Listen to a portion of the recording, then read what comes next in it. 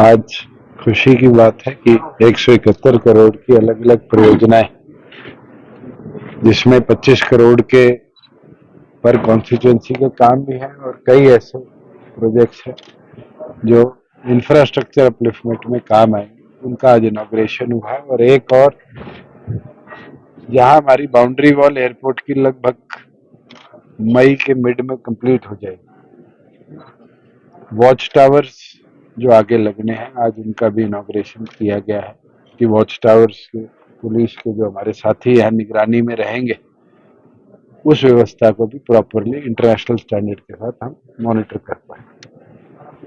जो हमारा टैक्सी वे का काम है वो लगभग कंप्लीट हो चुका है। जो एडवांस लैंडिंग सिस्टम के लिए लाइटें लगनी है वो आ चुकी हैं, कोर कटिंग हो चुकी है और उनकी इंस्टॉलमेंट्स जो है उस प्रोसेस को अगले महीने हम शुरू कर देंगे, जिसके बाद फाइनल लेयर डीबीएम की लगकर आगे की जो व्यवस्था है उसको ले जाया जाए। जो हमारा एग्जिस्टिंग टर्मिनल है ये 30 की कैपेसिटी का था, इसको भी हम टेम्परेरी तौर पर 50-55 लोगों की कैपेसिटी का एक्सपैंड करेंगे और साथ में नए टर्मिनल की जो ड्राइंग्स आज आई है हमारे कंसल्टेंट्स के माध्यम से, उसको भी अब टेंडर स्टेज पे हम ले जाने का काम करेंगे कि उसकी कंस्ट्रक्शन भी जल्द से जल्द शुरू हो। आइसोलेशन बे क्योंकि जरूरी होती है, किसी भी एयरपोर्ट पर अगर कोई हाईजैकिंग सिचुएशन आ जाए, उसकी ड्राइंग भी फाइनलाइज है, उसका भी काम जल्द शुरू कर दिया जाएगा। सबसे अच्छी चीज है कि पैरेलली हमने पुटअप किया था कि जितनी गवर्नमेंट की अप्रूवल्स हैं, रेन वाटर हार्वेस्टिंग की बात है, वो सारी अप्रूवल्स एयरपोर्ट को मिल चुकी है, ड्राइंग्स आ चुकी है और फ्लड लाइक सिचुएशन भी हमारा कैसे एयरपोर्ट सुरक्षित रहे उसके ऊपर काम शुरू कर दिया गया है। अब तो जब सबसे इम्पोर्टेंट चीज है वो है कि जल्द से जल्द हम यहाँ ऑपरेशन शुरू कराएं और हमने टारगेट लिया है कि 1 नवंबर से पहले पहले हिसार एयरपोर्ट से, आरसीएस स्कीम में भी हमने हिसार एयरपोर्ट को दोबारा डलवा दिया है। 9 रूट हमने पोर्ट्रे करे, यहाँ से 48 सीटर एयरक्राफ्ट हम अलग अलग प्रदेशों की टूरिस्ट भी और उसके साथ साथ रीजनल जो रिलीजियस स्पॉट्स है वहां तक की कनेक्टिविटी को बेहतर बनाए। अच्छा जी, फ्लाइंग क्लब को लेकर क्या रहेगा, क्योंकि युवाओं को रोजगार देने की बात कही जाती थी और ड्रोन ट्रेनिंग की भी बातें हुई थी, लाइसेंस वगैरह दिए जाएंगे। आज एयर इंडिया की टीम भी आएगी, उनके साथ जो फ्लाइंग ट्रेनिंग ऑपरेशन यहाँ से चलाने हैं, जिस हैंगर में हम खड़े हैं वो इंस्पेक्शन कर कर जाएंगे और मुझे पूर्ण उम्मीद है कि 100 से 200 पायलट एयर इंडिया भी हिसार में ट्रेन करने का काम करेगी। उसके साथ साथ 3 अलग अलग और कंपनीज हैं जो हिसार में एफटीओ शुरू करना चाह रही है, उसके लिए भी जल्द सरकार की ओर से ओपन टेंडर हम इशू करेंगे, जिसमें उन युवाओं को अवसर मिले कि हरियाणा की धरती पर वो ट्रेन। दो चीजों को लेकर हरियाणा में लगातार धरने चल रहे हैं, दोनों को आपसे उम्मीद है।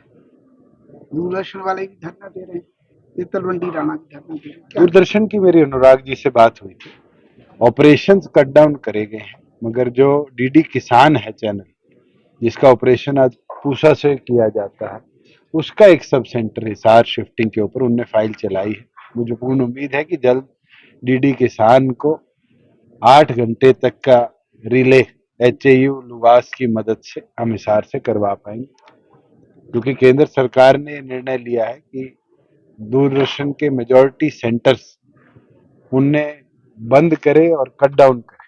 बॉम्बे में 4 बिल्डिंग्स को उनने एक बिल्डिंग में शिफ्ट किया, इतना कॉस्ट कटिंग पे वो आए हैं। और डिजिटलाइजेशन के जमाने में अगर मैं आपसे भी पूछूं तो ये मोबाइल और ये छोटे कैमरे ये तो अब आए, पहले तो बड़े बड़े कैमरे लिए जाते थे। तो टेक्नोलॉजी ट्रांसफर के बाद जरूर आईटी इंडस्ट्री में बदलाव आया है, मगर उसको देखते हुए भी जो डीडी किसान है उसका एक हम टाइम स्लॉट हिसार लाने का प्रयासरत है।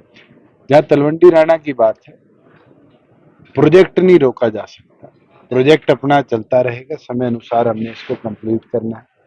ऑल्टरनेटिव अरेंजमेंट्स हमने उनके लिए किए थे फॉर द टाइम बिंग कि नागरिकों को दिक्कत ना आए, उनको बताकर ही उस रनवे की जो क्रॉस कटिंग थी उसको बंद किया गया। मगर आने वाले टाइम में हमने फॉरेस्ट डिपार्टमेंट को ऑलरेडी लिखित में भेज दिया है कि हमारी बाउंड्री वॉल के साथ फॉरेस्ट डिपार्टमेंट की हमें 15 एकड़ जमीन चाहिए, उसके बदले में ही फॉरेस्ट की ही जमीन के साथ लगती हुई 15 एकड़ जमीन हम तबादले में उनको देंगे।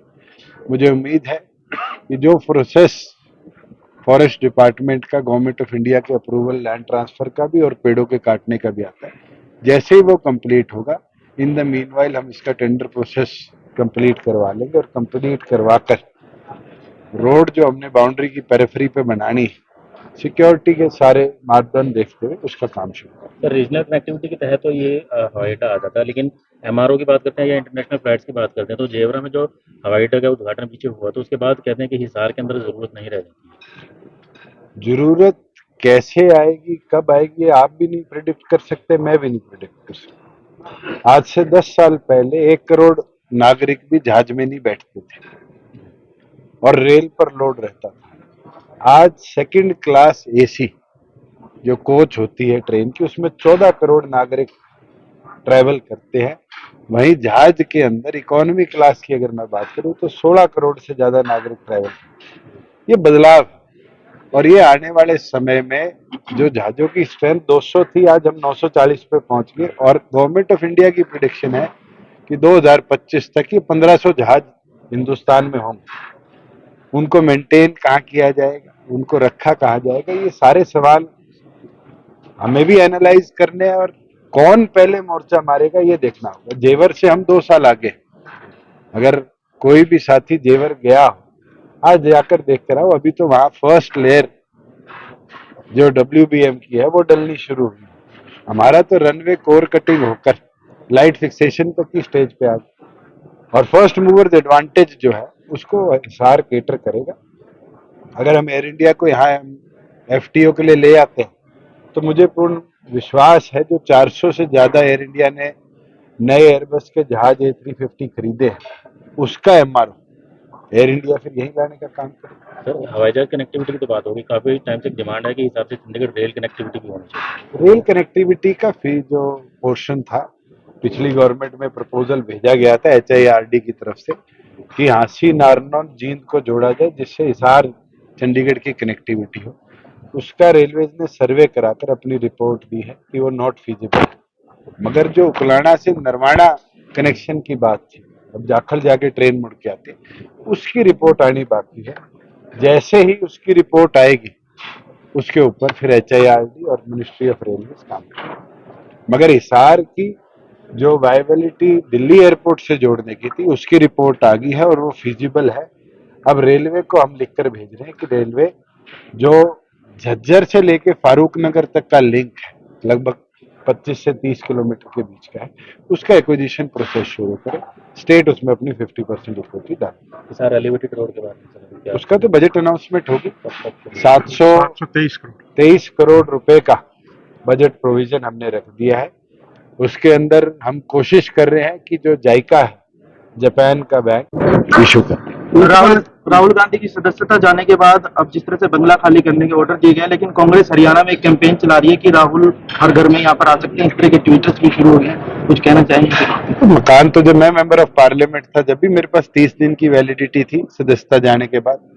गुप्ता जी और मैं आज सरकार में कैबिनेट में है, जिस दिन सत्ता परिवर्तन होगा, नई सरकार आएगी या हम कंटिन्यू करेंगे, ये तो किसको पता है भविष्य में क्या होगा।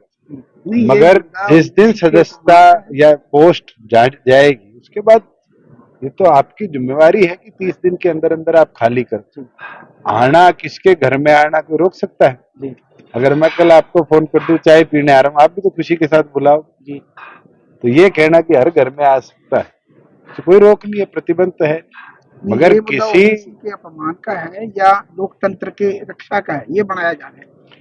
जहां बात सदस्यता जाने की आती है, डेफर्मेशन का केस था, कोर्ट ने फैसला किया।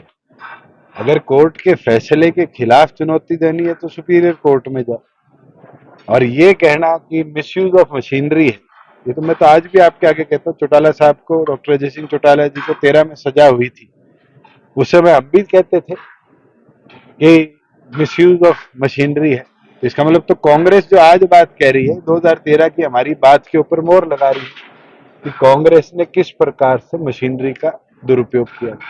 2024 को लेकर किस तरह से तैयारियों में जुटी है जेजेपी, क्योंकि गठबंधन को लेकर भी देखिए, पूरी तौर पे तैयारी है और दोनों पार्टियां मिलकर प्रदेश में 3.5 साल से अच्छी सरकार चला रही है, सफल सरकार चला रही है, प्रोग्रेसिव सरकार चला रही है और आगे भी इसी तरीके से 1.5 साल ये सरकार प्रदेश में चलेगी। ये कहना कि तैयारी है, हर पॉलिटिकल पार्टी चाहे नेशनल हो चाहे रीजनल हो, वो अपने एरिया को पूरी तरह कवर करती है और दोनों पार्टियां अपनी तौर पर काम कर रही है।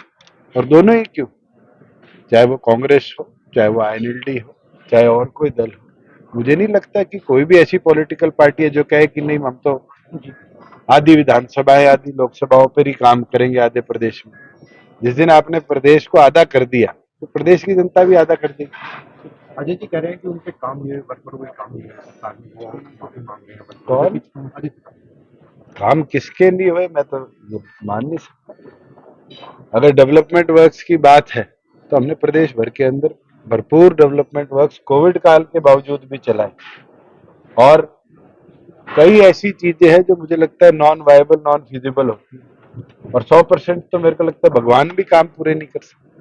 प्रेमलता है वो आरोप लगा रही है कि उचाना विधानसभा में जो वादे किए थे वो पूरे नहीं हुए। चलो मेरे से ये बता दो कौन सा पूरा नहीं हुआ।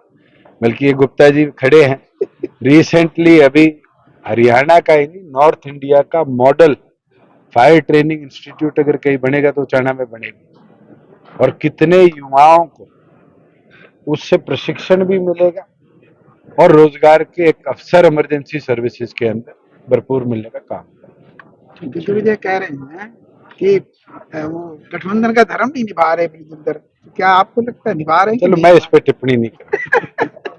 अपना सामान MRP पर नहीं डिस्काउंट पर लो। और हिसार में डिस्काउंट कहाँ मिल रहा है ये जानो SaleTrending.com पर। विजिट SaleTrending.com, पहले कंपेयर करो फिर शॉप करो।